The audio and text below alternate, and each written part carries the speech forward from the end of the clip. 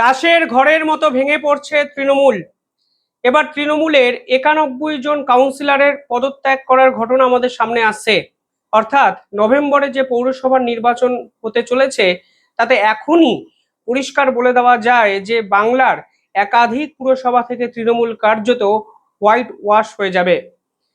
যে তথ্য আরো আমাদের সামনে এসছে তা কিন্তু তৃণমূলের ভবিষ্যৎ নিয়ে বড় সড় সংশয় আজকে কিন্তু তুলে দিল। উত্তর ব্যারাকপুর পুরো প্রধান সহ 15 জন তৃণমূল কাউন্সিলরের পদত্যাগ। বিকল্প কি হবে কেউ জানে না।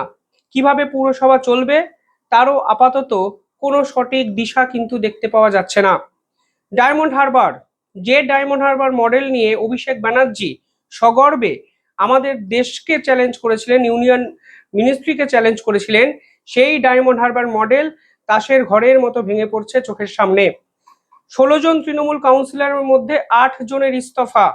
এবং এই পুনর্নির্বাচনের ফলে একটা জিনিস স্পষ্ট হয়ে গেছে যে যতই 7 লাখ ভোটে জেতার বিজ্ঞাপন অভিষেক ব্যানার্জি সংসদে দাঁড়িয়ে করুক না কেন, পুরোটাই ছিল ফাঁপা এবং পুরোটাই ছিল ভয় দেখিয়ে ধমকে চমকে ভোট পাওয়ার একটা বহিঃপ্রকাশ। আজকের দিনে দাঁড়িয়ে অভিষেক ব্যানার্জির ডান হাত জাহাঙ্গীর যখন এই পুরসভার নির্বাচন থেকে সরে দাঁড়ালেন, তারপর অভিষেক ব্যানার্জির রাজনৈতিক ভবিষ্যৎ এবং তার ললাট লিখন কিন্তু আমরা খুব স্পষ্টভাবে পড়তে পারলাম। ডায়মন্ড হারবার মডেল পরিষ্কার বোঝা যাচ্ছে যে একটি মাত্র নির্বাচনে হেরে যাওয়ার পরই কার্যত মুখ থুবড়ে পড়ছে। শুধু জাহাঙ্গীর যে পালিয়ে গেল তা নয়, এবার ডায়মন্ড হারবারের যে কাউন্সিলররা আছে তারাও কিন্তু আস্তে আস্তে ছেড়ে যেতে শুরু করলো। ভাটপাড়া পুরো প্রধান সহ 30 জন তৃণমূল কাউন্সিলরের ইস্তফা। গারুলিয়া 21 জনের মধ্যে 10 জন তৃণমূল কাউন্সিলরের পদত্যাগ। দেখুন, এই ভাটপাড়া নিয়ে ব্যারাকপুরের রাজনীতি শুধু নয়, আমাদের রাজ্যের রাজনীতি বহুবার উত্তপ্ত হয়েছে। সেই ভাটপাড়াও কার্যত যেতে চলেছে বিজেপির দখলে, তা কিন্তু পরিষ্কার। হালি শহর একসঙ্গে 16 জন তৃণমূল কাউন্সিলরের ইস্তফা। কাথি 17 জনের মধ্যে 12 জন তৃণমূল কাউন্সিলরের পদত্যাগ। অর্থাৎ মেদিনীপুর, যে মেদিনীপুর শুভেন্দু অধিকারীর গড় নামে পরিচিত, যে মেদিনীপুরে তৃণমূল কংগ্রেস বিভিন্ন পুরসভা দখল করার দিকে এগিয়েছিল, সেই স্বপ্ন কিন্তু তাদের কার্যত ভেস্তে গেল।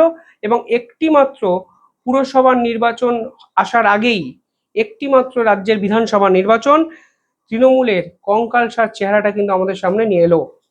এবার এই পতন কেন? কেন দিনের পর দিন তৃণমূলের এই শাসন আমাদের রাজ্যে অব্যাহত থাকার পরেও 1 মাসেই একটা দল এরকম উঠে যাওয়ার জায়গায় যেতে শুরু করেছে? দেখুন, নীতি কথা বা ইডিওলজি নামক দুটো শব্দ এক্ষেত্রে গুরুত্ব সহকারে আপনাদের বুঝতে হবে এর মানেটা। বর্তমানে বাংলার রাজনীতিতে যে দুটো দল লং টার্ম রাজনীতি করতে পারে তা হলো বিজেপি এবং নিঃসন্দেহে সিপিএম। দেখুন, এই দুটো দলেরই একটা আদর্শগত ভিত্তি আছে এবং দুই দলের দ্বৈরথ 100 বছরের পুরনো। বিজেপি প্রধানত হিন্দুত্ববাদী একটি দল যা আরএসএস এর ভাবধারায় গঠিত, এবং সিপিএম যা কমিউনিজমের উপর ভিত্তি করে তৈরি হয়েছে। এই দ্বৈরথ কিন্তু 100 বছরের পুরনো একটি দ্বৈরথ। অর্থাৎ এই দলের সমর্থকরাও সেই নির্দিষ্ট ভাবধারায় দীক্ষায়িত হয়ে রাজনীতিটি করেন। ফলে সিপিএম শূন্য হয়ে যাওয়ার পরও এখনো গ্রামগঞ্জে বা শহরে বা শহরতলি এলাকাতে আপনি সিপিএম সমর্থক খুঁজে পাবেন, কারণ এদের মূল ভিত্তিটা হলো কমিউনিজম। যারা কমিউনিজমে বিশ্বাস করে তারা বাম সমর্থক বা সিপিএম কে সমর্থন করেন। একই সঙ্গে বিজেপিরও যে সমর্থকরা আজকে এই পার্টির পরিবর্তনের পিছনে প্রধান ভূমিকা পালন করেছেন, তার নেপথ্যে কিন্তু সেই হিন্দুত্ববাদী ভাবধারা। এবার তৃণমূলের ভাবধারা কিংবা নীতিকথা বা ইডিওলজি এক্স্যাক্টলি কি? কিচ্ছু নয়, একটাই মুখ, একটাই পোস্ট, বাকি সব ল্যাম্প পোস্ট। অর্থাৎ মমতা বন্দ্যোপাধ্যায়ের লড়াইকে সামনে রেখে এই দলের রাজনীতিতে আগমন, এবং সে সময় সারদার বিপুল পরিমাণে টাকা সেই দলের পিছনে কাজকর্ম করতে সাহায্য করেছে, তা উপেন বিশ্বাস বহুবার বিভিন্ন জায়গায় বলেছেন। কিন্তু আজকের দিনে দাঁড়িয়ে যখনই ক্ষমতা থেকে তারা সরে যায়, তখন এই দলের সঙ্গে জড়িত একাধিক ব্যক্তিরা বুঝে যান যে তাদের দোকান বন্ধ হয়ে গেছে, দোকানের ঝাঁপ নেমে গেছে। কোনো ইডিওলজি নেই, কোনো আইডিওলজি নেই, কোনো নির্দিষ্ট নীতি কথা নেই, পুরোটাই ফাঁপা এবং ক্ষমতা দখলের একটা চেষ্টা এতদিন তারা করেছেন শুধুমাত্র পুলিশকে সঙ্গে লাগিয়ে। ফলে সেই দল ভবিষ্যতে নিয়ম অনুসারে যে এই সমাজ থেকে গায়েব হয়ে যাবে, তাই সেটাই কিন্তু ভবিতব্য ছিল। শুধুমাত্র ক্ষমতার জোরে পুলিশ প্রশাসনকে কাজে লাগিয়ে দিনের পর দিন লোকাল লেভেলের তৃণমূল কাউন্সিলররাও তাদের পকেট ভরিয়েছেন, লুটেছেন এবং সাধারণ মানুষের উপর নির্মম মানসিক নির্যাতন করেছেন। বহু ক্ষেত্রে সেটা আমরা দেখেছি। কখনো সন্দেশখালির ঘটনা বলুন, কিংবা কখনো চাকরি প্রার্থীদের রাস্তায় বসে থাকা, কিংবা আরজি করের অভয় আন্দোলন, বহু ক্ষেত্রে তৃণমূল সরকার যে দৃষ্টান্ত স্থাপন করেছেন তা সাধারণ মানুষ, আমার দৃঢ় বিশ্বাস, অন্তত আমাদের প্রজন্ম চাইলেও আগামী 25 বছরের জন্য সেই স্মৃতি ভুলতে পারবে না। ফলে কিভাবে তৃণমূলের কামব্যাক সম্ভব, এই প্রশ্ন অতি বড় মমতাপন্থী বিশ্লেষকও কিন্তু এখন করতে শুরু করেছেন, যারা কিছুদিন আগেই বাম কিংবা বিজেপি অর্থাৎ বিরোধীদের গলা তুলে কথা বলতেন স্টুডিওর বিভিন্ন জায়গায়।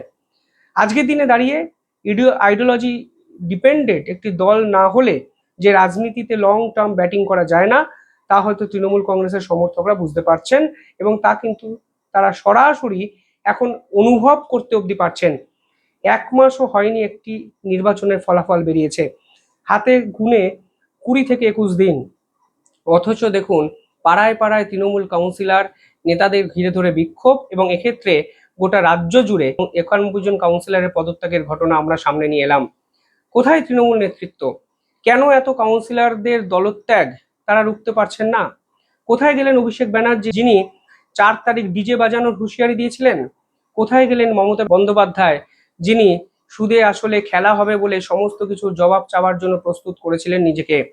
আজকের দিনে দাঁড়িয়ে রাজনীতিটা যে কখনোই হুমকি, হুঁশিয়ারি বা ক্ষমতার আস্ফালন প্রদর্শনের জায়গা যে নয়, তা কিন্তু আজকে বাংলার মানুষ বুঝিয়ে দিল, এবং বাংলার মানুষ পরিষ্কারভাবে পরবর্তী শাসকদেরও বুঝিয়ে দিল যে যদি তোমরা আমাদের কাজ না করো, তাহলে হয়তো এই পরিবর্তনকেও পরিবর্তন করার জন্য আমরা দুবার ভাববো না।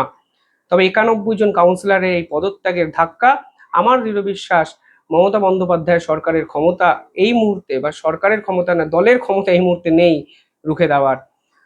মমতা বন্দ্যোপাধ্যায় তার দলের কাউন্সিলরদের নাকি বৈঠকে ডেকেছেন, বোঝানোর চেষ্টা করবেন এবং মোটিভেশন দেওয়ার চেষ্টা করবেন, কিন্তু আমার দৃঢ় বিশ্বাস এই কাউন্সিলররা এতটাই দুর্নীতিগ্রস্ত, এতটাই লুটে পাটে নিজেদের আখের গুছিয়েছেন, যে সামনে এসে বুক ফুলিয়ে লড়াই করার ক্ষমতা এদের নেই।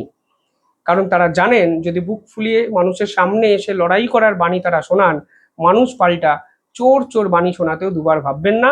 কারণ তাদের দলের সুপ্রিমো মমতা বন্দ্যোপাধ্যায় কিংবা অভিষেক ব্যানার্জিকে সাধারণ মানুষ, এই বঙ্গের সাধারণ মানুষ চোর চোর ধ্বনি শুনিয়ে বাড়িতে ঢুকিয়ে দিয়েছেন। ফলে সেখানে কাউন্সিলররা সকলের সামনে নেতাগিরি করবেন, এই বিশ্বাস আমার মনে হয় মমতা ব্যানার্জিও এই মুহূর্তে করছেন না। যাই হোক, তৃণমূলের ভবিষ্যৎ কি, প্রশ্ন থেকেই যায়। কমেন্টে জানাবেন আপনারা কিভাবে দেখছেন, তৃণমূলের ভবিষ্যৎ সম্পর্কে কি ভাবছেন।